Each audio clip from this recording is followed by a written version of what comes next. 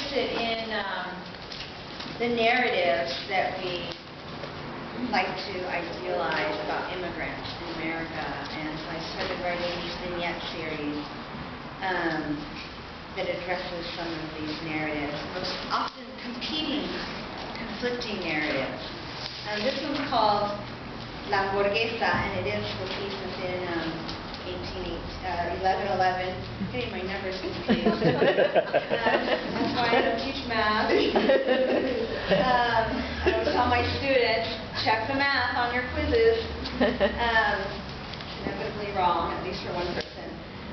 This is called La Hamburguesa, and it's a short piece, it's a vignette, and there are about 12 others like it. And when I was driving over here today, I had another idea for another one. So that was exciting. It's nice to be in the moment of this work on my way to read it and then come up with a new idea. So hopefully I won't forget it before we go. La Hamburguesa. They had been driving the blank freeway a while, both too tired to say much, when Juan's cousin turned his faded black Thunderbird off the I-5. He stopped the car, pulled a crumpled $5 bill from his pants pocket, and held it out to Juan. Toma, he said, and lifted his chin in the direction of the gas station shop. Ya comillo. Juan hadn't eaten in about 16 or 17 hours, too long to work out the math. Instead, he pictured Jorge, elbows on a table, eating. While he ate, Juan had been crouched among the scrub oak, chaparro, in the desert. He licked his lips. They were still cracked and dry from lack of water. He thought about each stop made since crossing La Frontera. During the longest, Juan had waited in a very old house with some paisanos who had been waiting before him. They had been lucky to make it across, only none of them looked very lucky at all. After a few hours of drifting in and out of sleep on a pile of old clothes, Juan and a much older man were sent out of the house and put into a Volkswagen driven by a fat white woman with matted blonde hair. She was the kind of woman Juan hadn't expected in America, a woman who looked like she had nothing to lose, paid to drive him and the viejo through the checkpoint in San Clemente at rush hour. That's what they had been waiting for.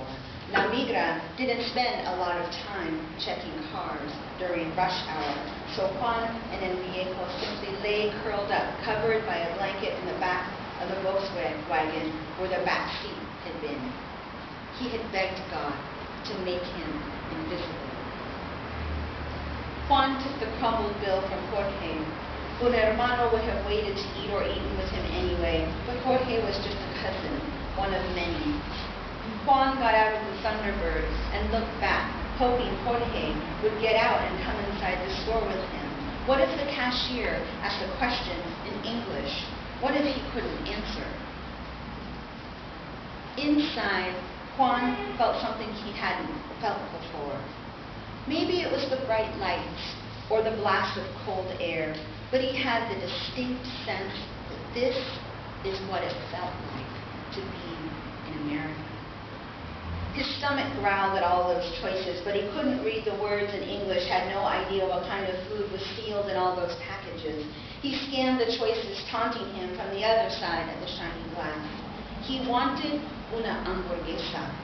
He knew the English word was similar, but he had only ever seen una hamburguesa on commercials on his dad's old black and white TV. His mouth watered every time. When he thought he saw what he wanted, he opened the door and reached inside, trying not to touch any other packages because he didn't know if there were laws about that here.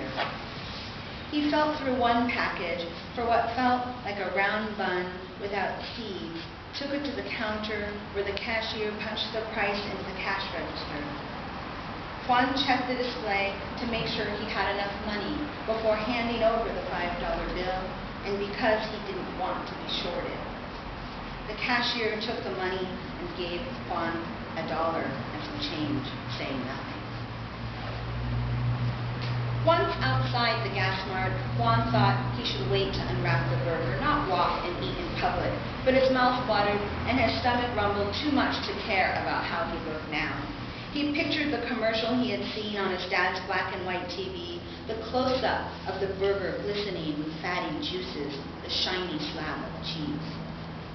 "Did you warm it? Calientaste?" Jorge said as Juan got in the car.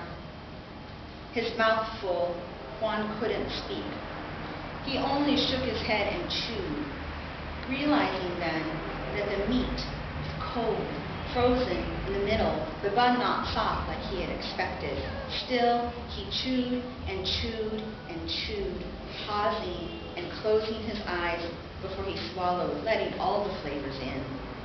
The taste of cold cheese and beef and bread and America finding its way inside him.